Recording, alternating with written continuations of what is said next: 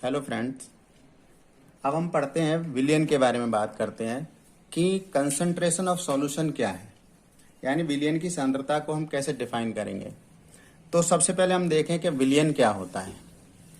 आप जानते हैं कि विलियन दो पदार्थों से मिलकर के बनता है।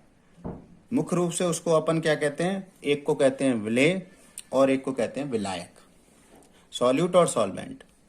तो जो कम मात्रा में होता है उसे अपन विलेय कहते हैं और जो अधिक मात्रा में होता है उसे अपन विलायक कहते हैं।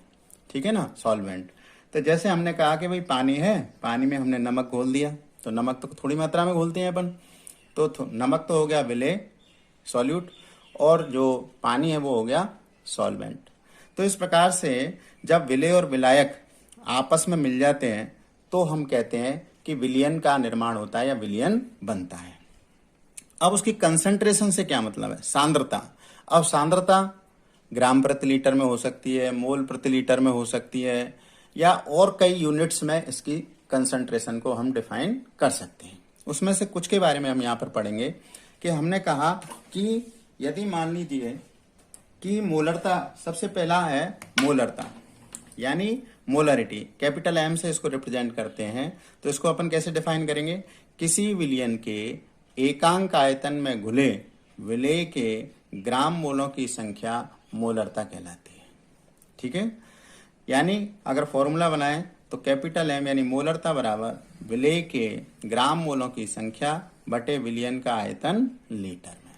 ठीक है, अब विलेय के ग्राम मोलों की संख्या, तो अपन फॉर्मूला है ये, मोलों की संख्या कैसे निकालते हैं, भार बटे अणुभार, भार बटे अणुभार, और विलियन का ले लेंगे आयतन, किसमें, लीटर में। तो इस प्रकार से उसकी क्या आ जाएगी, कंसंट्रेशन आ जाएगी, मोलरता आ जाएगी। लेकिन वो कंसंट्रेशन किस में आएगी, मोलरता में आएगी। तो अपन कह देंगे कि भाई विलेन की जो मोलरता है वो क्या है, इतने मोल प्रति लीटर है। दूसरी चीज होती है मोलालिटी यानी मोललता।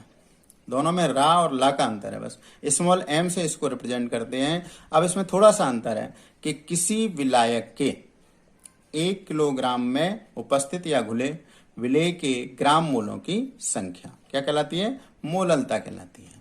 तो फॉर्मूला यही बन जाएगा, स्मॉल एम बराबर विलेय के ग्राम मोलों की संख्या बटे विलायक का भार किलोग्राम में। अब यहाँ पर विलायक का भार किलोग्राम में लेंगे। अब आप देख रहे हो मोलों की संख्या कैसे निकालते हैं अपन, भार बटे अणुभार, यानी कि भार आ रहा है, द्रव्यमान आ रहा है, और नीचे भी क्या आ रहा है, भार आ रहा है। अब ये जो भार है या द्रव्यमान है वो टेम्परेचर से अप्रभावित रहता है, यानी उस पर कोई इफेक्ट नहीं होता है। इसलिए ये जो मोललता है वो ताप से प्रभावित नहीं होती, यानी ताप का इस पर कोई प्रभाव नहीं पड़ता है।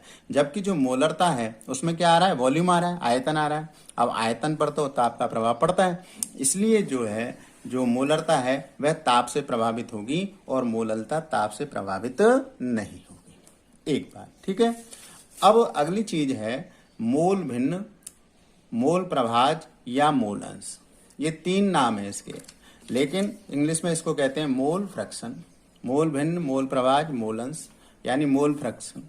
अब इसमें कैसे कहेंगे अपन, विलियन में उपस्थित किसी घटक की, अब हमने पढ़ा भी विलियन में क्या होता है, विलेय और विलायक होते हैं। अब विलेय 2 भी हो सकते हैं, लेकिन सामान्य रूप से हम बात करें कोई भी विलेय हो सकता है। तो किसी घटक की मोल भिन्न, उसमें उसके मोलों की संख्या तथा विलियन के कुल मोलों की संख्या के अनुपात के बराबर होती है। ठीक है ना, यानी विलेय की कोई भी जो घटक है, चाहे वो है, हमने कहा कि भाई किसी विलियन में 3 घटक हैं, 1 2 3, तो उसके मोलों की संख्या निकाल लेंगे हम। और उसकी जैसे मान लीजिए पहले घटक की अगर अपने को मोल भिन्न निकालनी है तो उसके मोलों की संख्या बटे विलियन के कुल मोलों की संख्या के अनुपात को हम क्या कहेंगे, मोल भिन्न कहेंगे। जैसे हमने उदाहरण लिया है इसको गणितीय रूप में लिखने के लिए कि किसी विलियन में विलेय ए मान लिया हमने, विलायक बी मान लिया, और उसके मोलों की संख्या हमने मान ली क्या, एन ए और एन बी, इससे रिप्रेजेंट कर दिया हमने उसको। तो विलेय की मोल भिन्न, विलेय क्या है यहाँ पर, ए है, और मोल भिन्न को रिप्रेजेंट करने का तरीका क्या है, एक्स।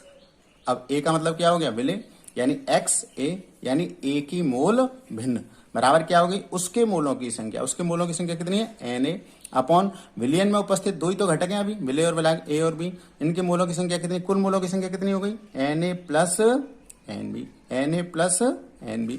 तो XA बराबर Na upon Na plus NB। इसी प्रकार से विलायक के मोल की मोल भिन्न कितनी हो जाएगी, XB इक्वल टू उसके मोल कितने विलायक के, NB upon Na plus NB। तो इस प्रकार से हम कोई भी जो घटक है उसके मोलों की संख्या बटे विलयन में उपस्थित कुल मोलों की संख्या, चाहे वो कितने भी घटक हो, 1 हो, 2 हो, 3 हो, 10 हो, तो उनके सबका सम यानी उनका सबका योग, तो उसका जो अनुपात है वह कहलाएगी मोल भिन्न। तो ये हो गया। और यदि मान लीजिए हम कहें कि भाई विलयन की मोल भिन्न क्या होगी, ये तो होगी किसी घटक की, लेकिन विलयन की मोल भिन्न क्या होगी, तो सबको जोड़ दो जितने भी घटक उसमें उपस्थित हैं, तो हमेशा सबको जोड़ेंगे तो क्या आएगी, इसकी वैल्यू 1 आएगी। तो हमेशा विलयन की जो मोल भिन्न है वो 1 के बराबर होती है या 1 होती है। ठीक है। अब इसी प्रकार से हमारे पास में एक और कंसंट्रेशन का है कि द्रव्यमान प्रतिशत या भार प्रतिशत। ठीक है ना। कई बार जो है जो अपन औषधि लाते हैं, मेडिसिन लाते हैं, तो उसमें लिखा रहता है W upon W, W upon V, ऐसे परसेंटेज में लिखा रहता है। तो वही चीज है द्रव्यमान प्रतिशत या भार प्रतिशत। कैसे होगी, 100 ग्राम विलयन में उपस्थित, ठीक है, 100 ग्राम विलयन, पूरा विलयन कितना है 100 ग्राम, और विलेय की मात्रा, कितनी विलेय की मात्रा उसमें उपस्थित है, वह कहलाती है उसका भार प्रतिशत। तो भार प्रतिशत को हम फॉर्मूले में कैसे लिख सकते हैं, विलेय का भार किस में आएगा, ग्राम में, बटे विलयन का भार वो भी ग्राम में, गुणा 100, यानी 100 ग्राम में उपस्थित, 100 ग्राम में कितना उपस्थित है, तो विलेय का भार बटे विलयन का भार गुणा 100। तो ऊपर भी भार है नीचे भी भार है, इसलिए अपन इसको क्या कहते हैं, W upon W, W upon W, ऊपर भी भार है नीचे भी भार है। और अगर ऊपर V हो जाए नीचे भी V हो जाए तो 100 ml में हो जाए तो अपन इसको कह देंगे V अपॉन V। ठीक है। और अगर नीचे W रहे ऊपर V रहे तो V अपॉन W। तो इस प्रकार से हम इनके मात्रक और आगे पढ़ेंगे आगे की क्लासों में। अभी अपने यहाँ पर केवल ये भार प्रतिशत है। इसी को हम एक और छोटी इकाई में नाप सकते हैं कि ppm, पार्ट पर मिलियन, मिलियन का मतलब क्या हो गया, 1 मिलियन में। तो जैसे यहाँ पर तो आ रहा था 100 ग्राम में, जब पार्ट पर मिलियन की बात करेंगे तो क्या आ जाएगा, 10⁶ यानी ग्राम। तो 10⁶ ग्राम यानी कि मिलियन, 1 मिलियन में उपस्थित विलेय की मात्रा। ठीक है ना। तो क्या हो जाएगा, विलेय का भार बटे विलयन का भार गुणा 10⁶। तो इस प्रकार से हम ppm की बात कर सकते हैं। तो हम जो है ये जो सांद्रता की इकाइयां यूनिट्स हैं, मोलरता, मोललता, मोल प्रभाज, द्रव्यमान प्रतिशत, इनके बारे में जानकारी कर सकते हैं। अब ये पाठ लगभग कंप्लीट हो गया है। इसके जो एग्जाम्पल्स दिए हैं, उदाहरण दिए हैं, वो अगले चैप्टर, अगली यूनिट में अपन करेंगे, अगले वीडियो में। धन्यवाद।